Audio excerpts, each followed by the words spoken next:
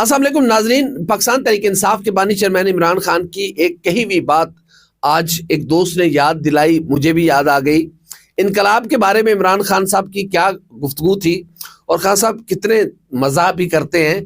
और इमरान खान साहब की उस हवाले से एक अहम तरीन गुफ्तगू है, वो हम आपके सामने रखेंगे कि वक्त कैसे कैसे लोगों को इनकलाबी बना देता है, इस पर गुफ्तगू रखेंगे। दूसरा इशू ये है कि मलिक रियाज हुसैन बैरिया टाउन के सरबराह जो हैं, क्या हुकूमत उनको वाकई गिरफ्तार करने में संजीदा है या फिर ये सारा टोपी ड्रामा है। क्या नैब मलिक रियाज हुसैन के रेड वारंट जारी करेगी? क्या इंटरपोल से रब्ता किया जाएगा कि मलिक रियाज हुसैन को गिरफ्तार करके वतन वापस लाया जाए?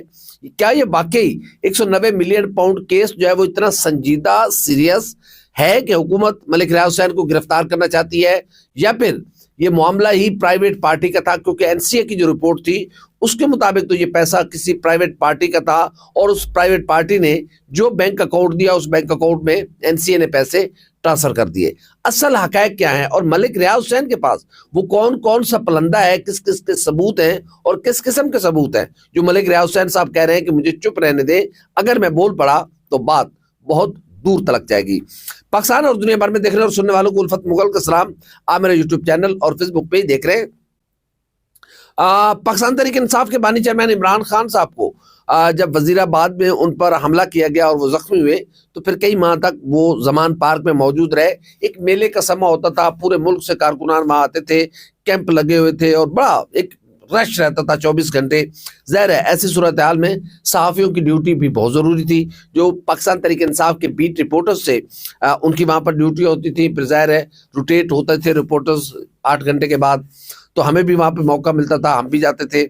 आज हमारे सीनियर जर्नलिस्ट हैं ख्वाजा नसीर साहब, उन्होंने मुझे एक बात याद कराई। पहले भी उन्होंने मुझे बताया था लेकिन आज फिर उन्होंने याद कराई, तो सोचा कि इमरान खान साहब की वो हंसी मजाक वाली, तंज़ मज़ाह वाली और मायने खेज गुफ्तगू हम आपसे भी शेयर करें। शायद ये इससे पहले इमरान खान की ये गुफ्तगू कहीं शेयर नहीं हुई। वो ये थी कि इमरान खान साहब ने सारे जो बीट रिपोर्टर्स थे उनको बुलाया अंदर मुलाकात के लिए। जब वहां पर बीट रिपोर्टर्स पहुंचे तो फवाद चौधरी साहब वहां पर मौजूद थे, मुसरत जमशेद चीमा साहबा मौजूद थी और कुछ और लोग मौजूद थे। तो इमरान खान उस दिन बड़े जोली किस्म के मूड में थे, मुस्कुरा रहे थे। और इमरान खान साहब जैसे ही आए और बैठे सलाम किया और कहा कि यार खुदा की शान देखो कि फवाद चौधरी, परवेज इलाही साहब, शाह महमूद कुरैशी साहब और कुछ और इन लोगों का नाम लिया कि ये लोग भी अब इनकलाबी बने हुए हैं।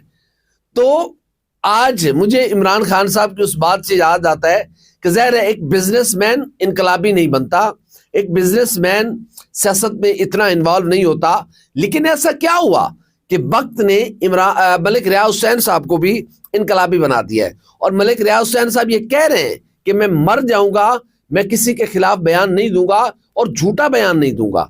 ये बड़ी अहम तरीन गुफ्तगू है जो मलिक रियाज हुसैन साहब ने पिछले दिनों गुफ्तगू की थी। तो इमरान खान साहब का ये एक जुमला कि वक्त कैसे कैसे लोगों को इनकलाबी बना देता है, तो उससे ये मुझे याद आया कि मलिक रियाज हुसैन साहब भी अब इनकलाबी बने हुए हैं और वो बड़ी खुली खुली, हालांकि जो ताजिर होता है, जो बिजनेसमैन होता है, वो इस तरह के पंगों में पड़ता नहीं है। वो अपना सीधा सीधा बिजनेस करता है, उसका सारा फोकस, उसकी सारी तवज्जो अपने बिजनेस पर होती है, वो इस तरह के लपड़ों में पड़ता ही नहीं है। लेकिन मलिक रियाज हुसैन साहब तंगामद बजांगामद या कुछ और, मलिक रियाज हुसैन साहब बिल्कुल अब नको नक हो चुके हैं। इसलिए उन्होंने कहा कि मुझे चुप रहने दें, अगर मैं बोल पड़ा तो फिर बात बहुत दूर तलक जाएगी। ये बात कहाँ तक जा सकती है, इस पर हम इस वीडियो के आखिरी हिस्से में गुफ्तगू करेंगे। लेकिन उससे पहले हम ये सवाल रख रहे हैं कि क्या हुकूमत, मौजूदा हुकूमत जो किसी न किसी तरह ये भी मलिक रियाज हुसैन से मुस्तफीद होते रहे हैं या होती रही है, यानी कि मौजूदा हुकूमत में जो लोग बैठे हैं उसमें पाकिस्तान पीपल्स पार्टी है, उसमें मुस्लिम लीग नून है, उसमें और भी बहुत सारे लोग हैं। मलिक रियाज हुसैन साहब ने किसको, उनके दरबार से कोई खाली गया ही नहीं है, जो गया है उनके दरबार से कोई खाली नहीं गया। बहरहाल अब देखना यह है कि क्या मलिक रियाज हुसैन साहब के रेड वारंट जारी किए जाएंगे और उनकी गिरफ्तारी के लिए इंटरपोल से रब्ता किया जाएगा। क्या अब तक ऐसी क्या इकदाम किए जा चुके हैं? ज़ाहिर है इतना बड़ा केस, आपने इमरान खान साहब को आपने फंसाना है, आपने इमरान खान साहब के खिलाफ गवाही दिलवानी है, तो फिर मलिक रियाज हुसैन की गिरफ्तारी तो जरूरी है। लेकिन मलिक रियाज हुसैन जो कह रहे हैं वो भी सुनने वाली बातें हैं। क्या अब तक कोई राब्ता ऐसा इकदाम उठाया गया है, या फिर ये बायस टोपी ड्रामा है? क्योंकि मलिक रियाज हुसैन इतने समझदार तो हैं कि उन्होंने इस सारे इश्यूज में, इस सारे मामलात में कई एक लोगों को इन्वॉल्व रखा है। मैं कई ऐसे सियासतदानों को जानता हूं जिनके पास मलिक रियाज हुसैन की जो बुलेट प्रूफ गाड़ियां हैं वो रही हैं, पंजाब में भी रही हैं, सिंध में भी रही हैं, शायद केपी में भी रही हो, बलूचिस्तान में भी रही हो, तो वो कई हवाले, इस्लामाबाद में रही हो। वो बड़े सखी आदमी थे, वो उनको पता था। और एक दफा शायद आपको याद होगा कि जब वो हैदराबाद में अल्ताफ हुसैन यूनिवर्सिटी का, देखिए ना वो कितने समझदार आदमी थे कि उन्होंने कराची में बिजनेस करना था, कराची में उन्होंने बैरिया टाउन शुरू करना था, उससे पहले उन्होंने अल्ताफ हुसैन, उनको पता है कि कराची में रहना है तो अल्ताफ भाई कहना है, उस वक्त ये माहौल था, कराची में रहना तो फिर अल्ताफ भाई के बगैर तो काम नहीं चलेगा। तो उन्होंने अल्ताफ भाई को खुश करने के लिए, एमकेएम को खुश करने के लिए, उन्होंने हैदराबाद में अल्ताफ हुसैन के नाम से एक यूनिवर्सिटी का कयाम रखा था। और उन्होंने मुतअद्दिद बार ये बातें वो कह चुके हैं कि वो इस सिस्टम को पहचानते हैं, यह हमारा करप्ट सिस्टम है, इसलिए वो अपनी फाइल को पहिए लगा देते हैं और उनकी फाइल कहीं रुकती नहीं है।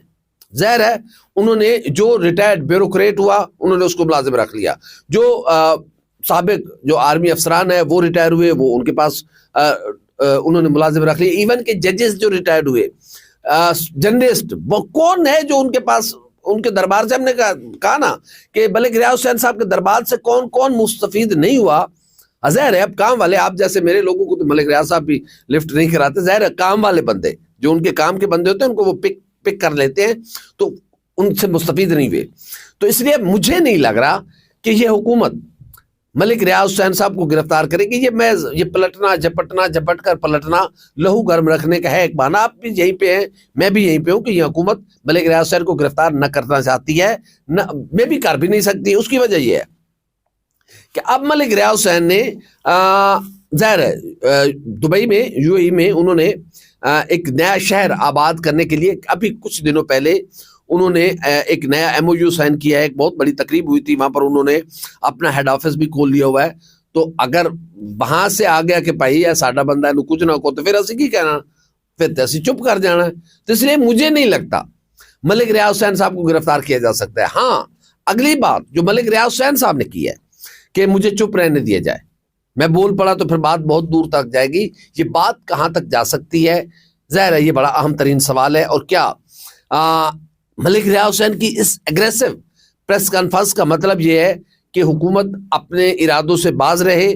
ज़ाहिर है आप देखें ना, मलिक रियाज हुसैन साहब का और आसिफ अली जरदारी साहब का ये ताल्लुक सब जानते हैं, सबको पता है इसका एक अच्छा ताल्लुक। ज़ाहिर है हम किसी और हवाले से न बात कर रहे हैं न करना चाहते हैं, लेकिन ताल्लुक तो है ना। और कई एक लोगों, मुस्लिम लीग नून के बहुत सारे लोगों के पास मलिक रियाज हुसैन साहब का बड़ा क्लोज ताल्लुक रहा है।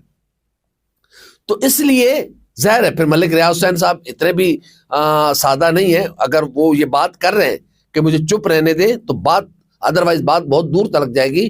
तो फिर किस किस के नाम आ सकते हैं, कौन कौन पर्दा नशीन है जो सामने आ सकते हैं, जिनके नाम सामने आ सकते हैं। और अगर ऐसा होता है तो क्या वाकई भूचाल आएगा कि कौन कौन शरीफुलिये में क्या कुछ करता रहा है। जाहिर है बैरिया टाउन ऐसे नहीं बना, इस्लामाबाद में बैरिया टाउन, लाहौर में बैरिया टाउन, कराची में बैरिया टाउन, और बहुत सारे मंसूबे मलिक रियाज हुसैन साहब के चल रहे हैं। तो ज़ाहिर है ऐसे नहीं, ऐसे थोड़ी चल रहे हैं। इवन के जो वो मियाँ मोहम्मद नवाज शरीफ साहब हैं, उन्होंने जो अपनी लैंड बेची, मेरे ख्याल में जो बैरिया ऑर्चर्ड है, जो बिल्कुल जाती उम्रा के साथ है, अगर मैं गलत नहीं हूँ तो, क्योंकि जब मैं शुरू में 2011 में ट्रांसफ़र होकर लाहौर आया था कराची से, तो उस वक्त वो लैंड मियाँ नवाज शरीफ साहब के जो वो कवर्ड एरिया था उसके अंदर आती थी, लेकिन अब वहाँ पर बहरिया ऑर्चर्ड बना हुआ है। तो मेरे ख्याल में वो मियाँ नवाज शरीफ साहब ने या शरीफ फैमिली ने वो जगह बेची है, मुझे सही कंफर्म नहीं है, लेकिन ये तो मुझे पता है कि ये जो इत्तफाक बाउंड्री वाली जगह थी वो मलिक रियाज हुसैन साहब को बेची गई। तो जाहिर है ये बिजनेस है, बहुत सारा कारोबार है। और फिर कहने वाले ये भी कहते हैं कि कोई जगह खरीदी थी या कोई जगह बेची थी। ये जो 190 मिलियन पाउंड गए थे, ये हसन नवाज या हुसैन नवाज साहब के लिए किसी मंसूबे के लिए गए थे, उन्होंने खरीदा था या बेचा था। जिनके इस तरह का ताल्लुक मलिक रियाज हुसैन साहब का हर जगह पर ताल्लुक था। बहुत सारे बिलावल हाउस जो लाहौर में बना हुआ है, मलिक रियाज हुसैन साहब ने बना के दिया है। तो मैं यही कह रहा हूं कि मलिक रियाज हुसैन साहब बड़े करू आदमी और बड़े सखी आदमी, सखावत भी उनकी उन्हीं के हद तक थी।